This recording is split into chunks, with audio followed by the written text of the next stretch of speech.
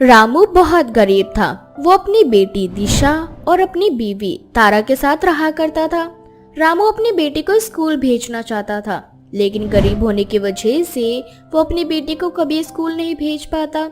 रामू अपने घर की आर्थिक व्यवस्था चलाने के लिए मजदूरों की तरह खेतों में काम किया करता। उसे जो भी छोटा मोटा काम मिलता वो उसे करके अपने 2 वक्त के खाने का इंतजाम कर लिया करता। ऐसे ही एक रोज रामू खेती करके घर आता है। तभी उसकी बेटी बोलती है, पिताजी आप आ गए, मेरे लिए क्या लेकर आए? अपने पिताजी को माफ करना बेटी, पर आज भी तेरे पिताजी तेरे लिए कुछ नहीं ला पाए। पर मैं तुझसे वादा करता हूँ, एक दिन मैं तेरी इच्छा जरूर पूरी करूँगा। इतना बोलकर रामू अपनी आज की दिहाड़ी अपनी बीवी के हाथ में थमा देता है। अब हमेशा की तरह सुबह होते ही रामू काम के लिए निकल जाता है और आज भी उसे खेत में एक छोटा मोटा काम मिल जाता है। शाम को अपना काम करके रामू घर जा रहा होता है। तभी एक व्यक्ति अपने हाथों में सुनहरी मुर्गी लेकर आता है और रामू से बोलता है, भाई मेरा एक छोटा सा काम करोगे? कैसा काम साहब? ये मेरी सुनहरी मुर्गी है। मैं इसे अपने दोस्त के घर ले जा रहा था उसे गिफ्ट करने के लिए, परंतु अचानक से मेरे घर से फोन आ गया। मुझे पता चला कि मेरे बेटे की तबीयत बहुत खराब हो चुकी है, जिस वजह से मुझे घर वापस जाना पड़ रहा है। परंतु आज मेरे दोस्त का बर्थडे है, तो मुझे ये मुर्गी उसे गिफ्ट करनी है। अगर तुम ये सुनहरी मुर्गी मेरे दोस्त को दे आओगे तो मैं बदले में तुम्हें इसके पैसे दूंगा। पैसे का नाम सुनकर रामू खुश हो जाता है और उस आदमी से बोलता है, ठीक है साहब, आपका काम हो जाएगा। आप मुझे एड्रेस बता दीजिए। ठीक है, मैं तुम्हें एड्रेस देता हूँ, परंतु कल सुबह 10 बजे तुम मुझे इसी जगह पर मिलना। मैं अभी तुम्हें तुम्हारे पैसे नहीं दे सकता, परंतु कल सुबह मैं तुम्हें तुम्हारे पैसे दे दूंगा। इतना बोलकर वो आदमी रामू को वो सुनहरी मुर्गी देकर वहाँ से चला जाता है। रामू उस सुनहरी मुर्गी को लेकर चलने लगता है। तभी रास्ते में उसे किसी की आवाज सुनाई देती है, तुम अच्छे इंसान लगते हो, प्लीज मुझे उस पते पर मत छोड़ो, मुझे अपने पास रख लो और जिस आदमी ने तुम्हें मुझे सौंपा है उससे झूठ बोल दो कि मैं खो गई हूँ। अरे ये आवाज कैसी है जो मुझसे बात कर रही है, पर मुझे नजर क्यों नहीं आ रही? ये मैं हूँ रामू, तुम्हारे हाथों में सुनहरी मुर्गी। मुझे देखो, मैं तुमसे बात कर रही हूँ। अब रामू मुर्गी की तरफ देखता है और उससे बोलता है, ये कैसे मुमकिन हो सकता है? तुम तो एक मुर्गी हो और एक मुर्गी भला इंसान से कैसे बात कर सकती है? वैसे तुम देखने में भी बहुत अजीब हो। मैंने आज से पहले सुनहरी मुर्गी कभी नहीं देखी। हाँ, क्योंकि मैं कोई साधारण मुर्गी नहीं बल्कि एक जादुई मुर्गी हूँ। देखो प्लीज तुम मुझे उस आदमी के हाथों मत सौंपो, नहीं तो वो मुझे मार डालेगा। वो लोग बहुत लालची हैं। अगर मैंने तुम्हें बताए हुए पते पर नहीं छोड़ा तो वो आदमी मेरी जान ले लेगा।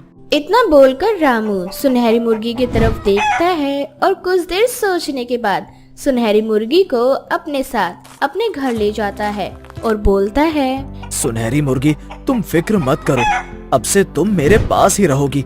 कल सुबह जाकर मैं उस आदमी से बोल दूंगा कि जब मैं तुम्हें लेकर जा रहा था तब तुम भाग गईं। वैसे यहाँ मेरे अलावा मेरी बीवी और मेरी बेटी रहती है।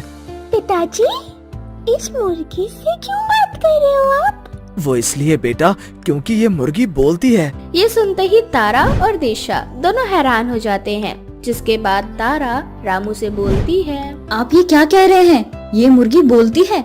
वैसे ये मुर्गी दिखने में काफी अद्भुत है। ऐसी मुर्गी मैंने आज से पहले कभी नहीं देखी।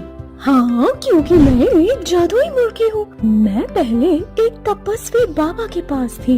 उन्होंने अपनी तपस्या से मुझे सुनहरे रंग का बनाया और मेरे अंदर कुछ जादुई शक्तियाँ डाल दी।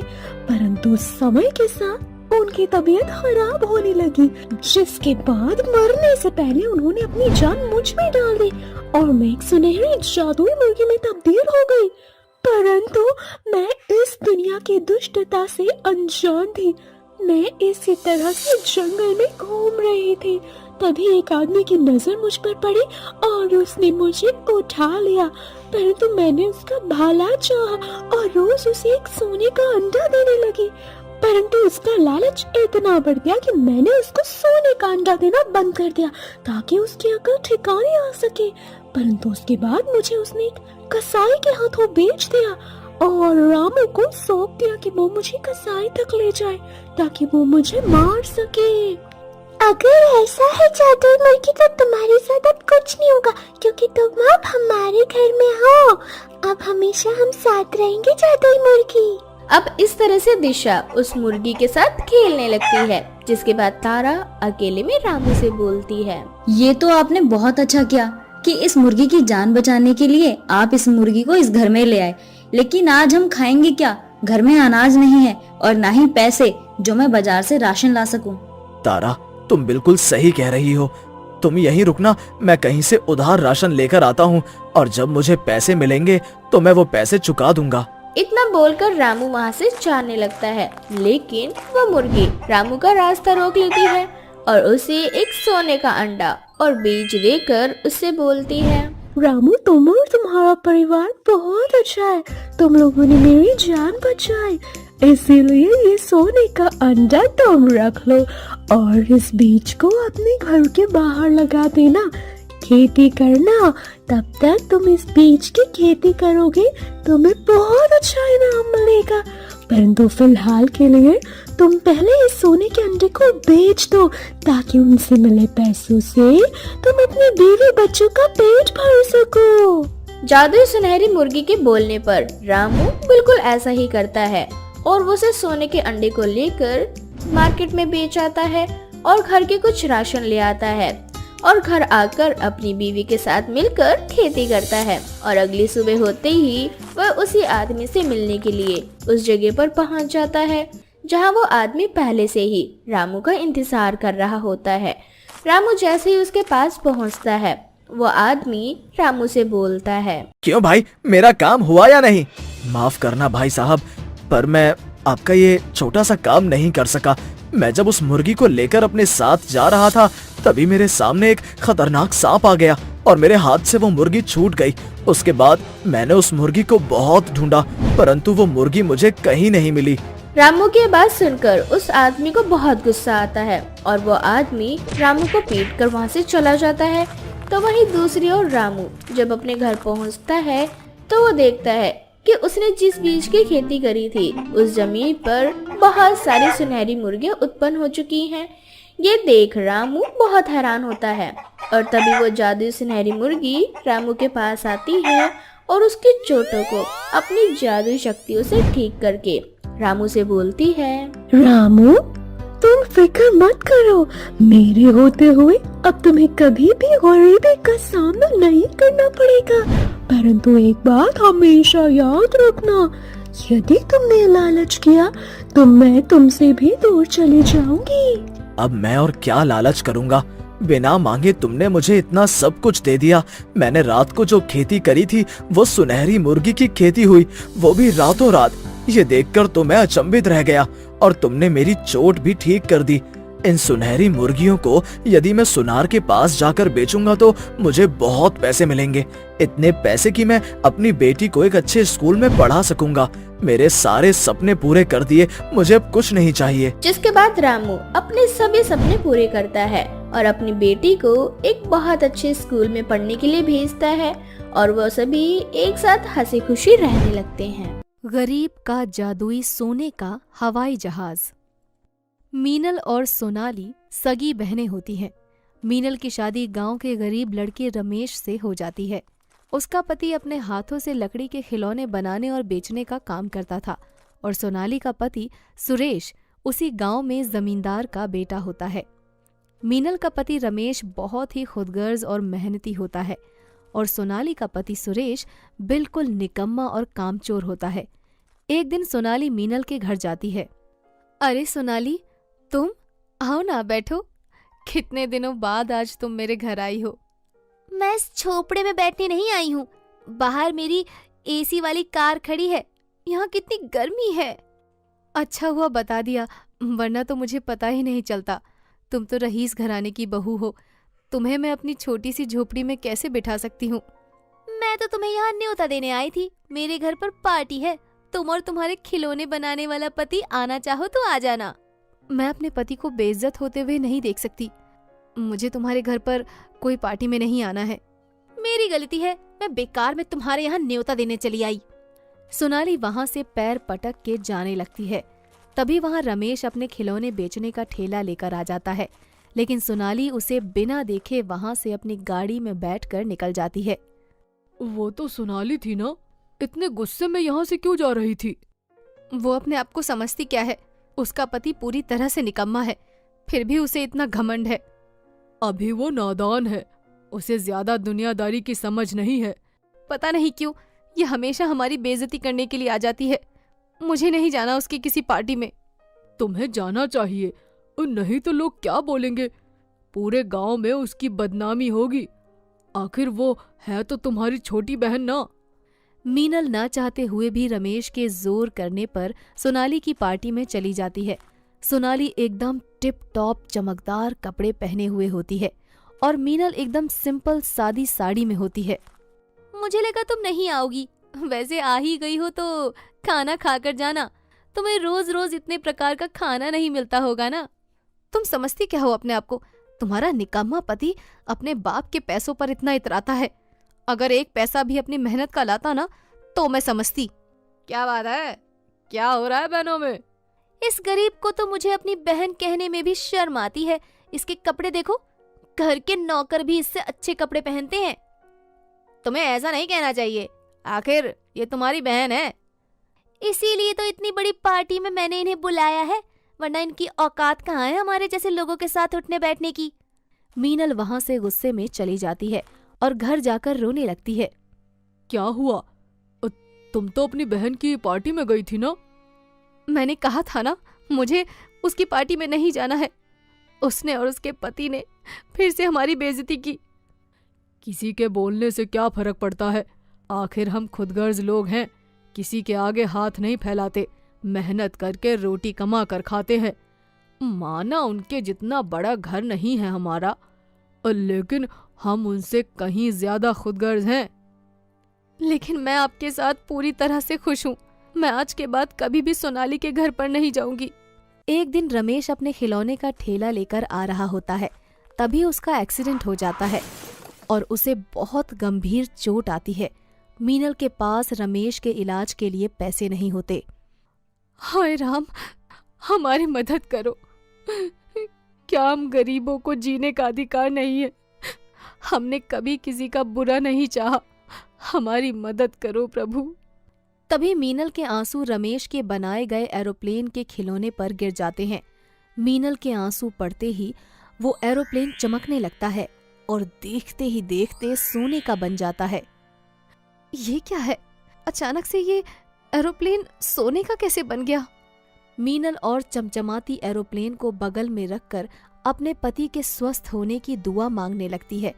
एरोप्लेन से चमत्कारी किरणें निकलने लगती हैं और मीनल का पति बिल्कुल स्वस्थ हो जाता है। आप तो बिल्कुल ठीक हो गए, लेकिन ये जादू कैसे हुआ?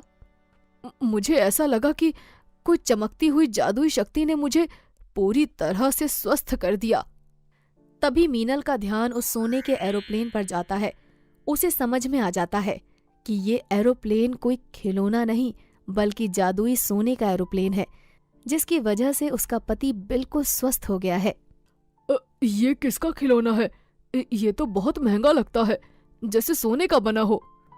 सही कहा आपने, ये कोई मामूली एरोप्लेन नहीं बल्कि जादुई एरोप्लेन है। जब मैं तुम्हारे स्वस्थ हो जाने की कामना कर रही थी ना, ये अचानक कहीं से मेरे सर पर आकर गिरा।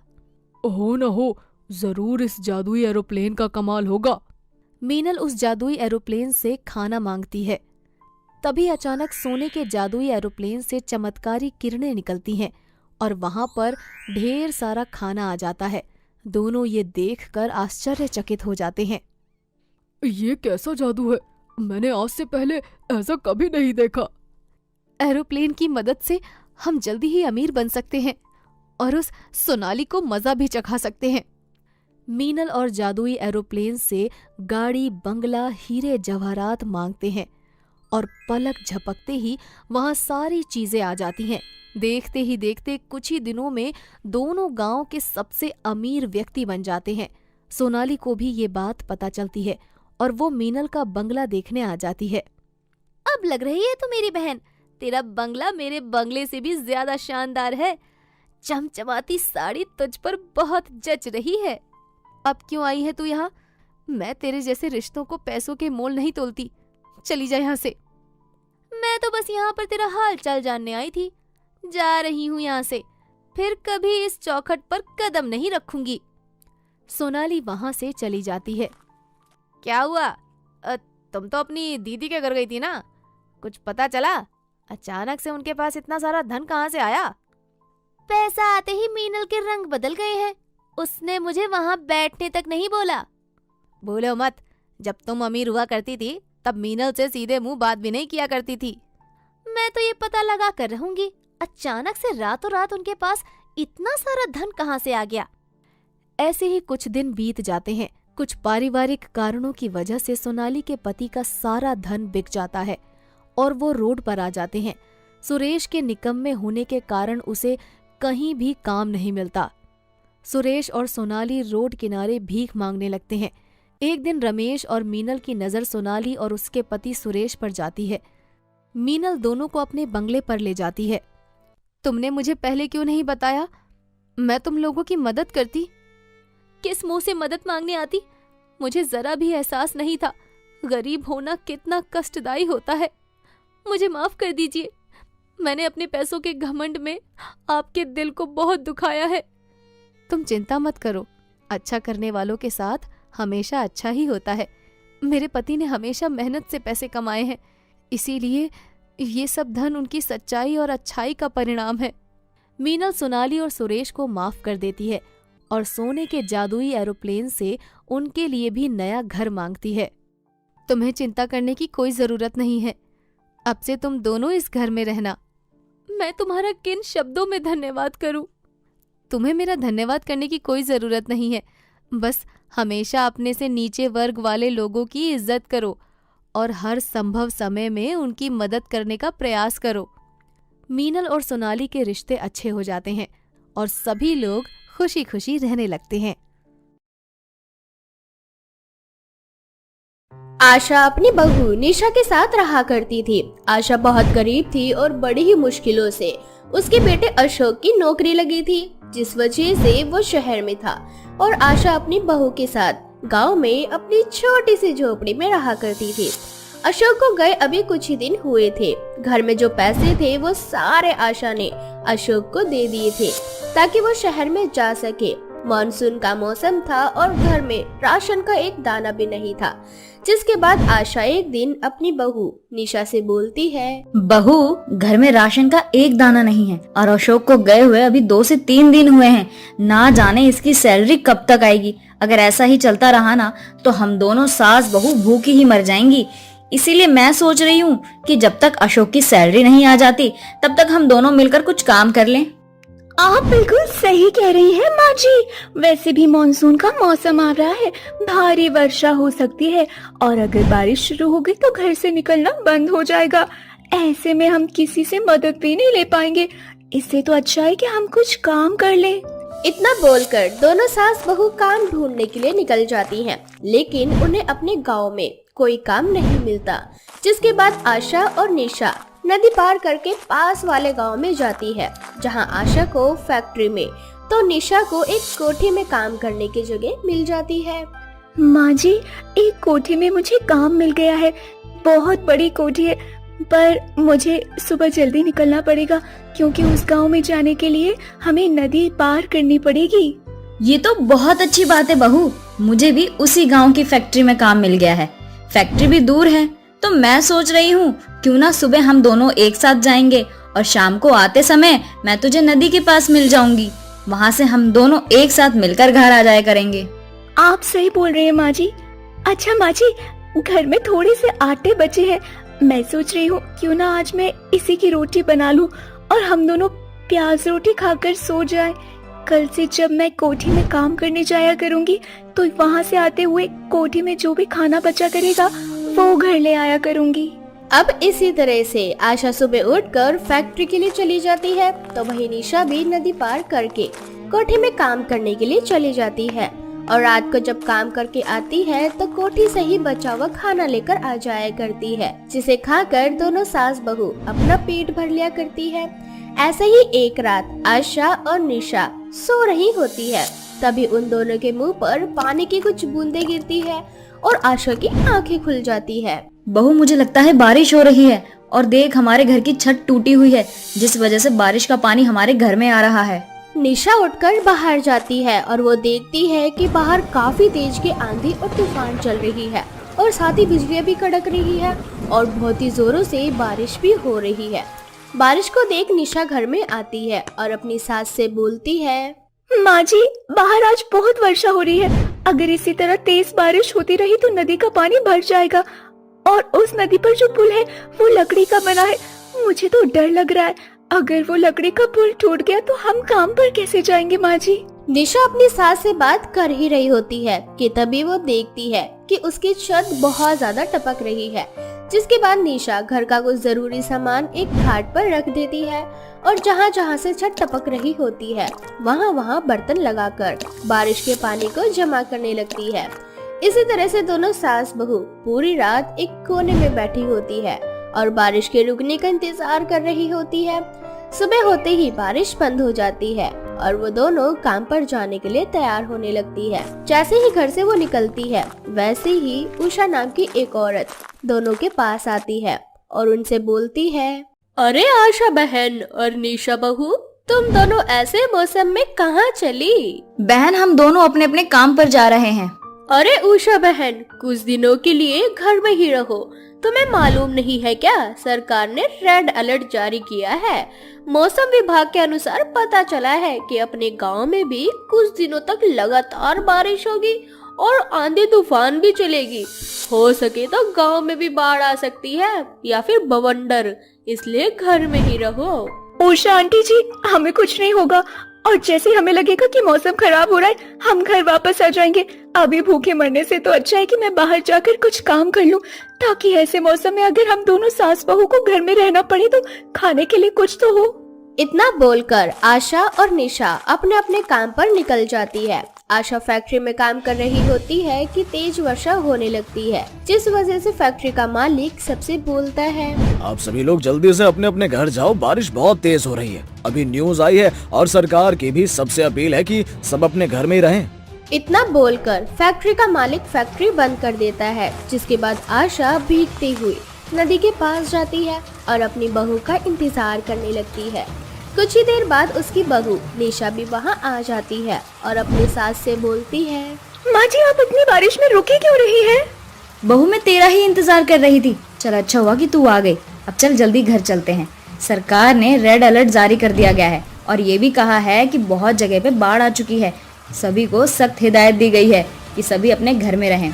हाँ माँ जी, मैं जानती हूँ, तभी तो आज मैं भी जल्दी आ गई। इतना बोलकर जैसे तैसे दोनों सास बहू भीगती हुई नदी को पार करके गांव में पहुंचती है और अपने घर जाती है। वे दोनों जब अपने घर जाती है तो देखती है कि बारिश का पानी पूरे घर में भरा पड़ा है और सारा सामान पानी में तैर रहा है। ये देख निशा अपनी सास से बोलती है, माँ जी, बारिश का पानी तो घर में भर चुका है। अब हम दोनों कहाँ रहेंगे, क्या करेंगे?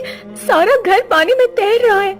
बहू, सबसे पहले तो घर की जो भी जरूरी चीजें हैं उन्हें खाट पे रख दे। अभी पानी ज्यादा नहीं भरा है, क्या पता बारिश रुक जाए। इतना बोलकर वो दोनों घर के कुछ जरूरी सामान लेकर घाट के ऊपर बैठ जाती हैं। लेकिन धीरे धीरे घर का पानी बहुत ज्यादा बढ़ जाता है और तेज आंधी तूफान चलने की वजह से उनकी घर की छत भी उड़ जाती है, जिसके बाद वो दोनों अपनी जान बचाने के लिए घर से बाहर जाती है। गांव में अब बाढ़ आ चुकी थी। कई लोग बाढ़ की चपेट में आ चुके थे। कितने ही लोग बाढ़ के पानी में बह चुके थे। किसी का सामान बाढ़ के पानी में बह रहा था तो कोई इंसान बाढ़ के पानी में बह रहा था। न जाने कितने ही लोग अपने बच्चों को कंधे पर लिए इधर उधर भटक रहे थे। उन्हीं में से थी आशा और निशा।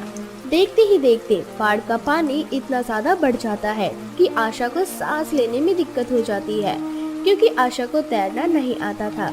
इस वजह से वो पानी में डूबने लगती है। अपनी सास को पानी में डूबता देख वो जल्दी से अपनी सांस को पकड़ती है और लोगों से मदद की गुहार लगाती है। कोई है, हमारी मदद करो। मेरी सास की तबीयत बहुत खराब हो चुकी है, कोई हमारी मदद करो। इस तरह से निशा अपनी सांस को पकड़कर बाढ़ के पानी से लड़ रही होती है, लेकिन अब वो भी हिम्मत हार चुकी थी। देखते ही देखते उसकी आंखें भी बंद होने लगी थी। तभी एक हाथ उसकी ओर बढ़ता है और कुछ देर बाद निशा और आशा की आंखें खुलती है। जब उन दोनों की आंखें खुलती है तो वो दोनों खुद को एक कैंप में पाते हैं, जहां एक आर्मी ऑफिसर उन दोनों से बोलता है, मैडम, आप दोनों ठीक तो है ना? जब आप दोनों को पता था कि बाढ़ आप दोनों के गांव में आ चुकी है, तो आप दोनों बाकी लोगों के साथ एक जगह पर क्यों नहीं गई? हमारी रेस्क्यू टीम अगर सही समय पर नहीं आती तो आप दोनों अपनी जान से हाथ धो बैठती। इतना बोलकर वो आर्मी ऑफिसर वहां से चला जाता है। कुछ देर बाद निशा और आशा कैंप से बाहर निकलती है, जहां वो दोनों देखती है कि उनके ही जैसे ना जाने कितने गरीब लोग हैं जो बाढ़ की चपेट में आ चुके थे और रेस्क्यू टीम ने उन्हें बचाया था।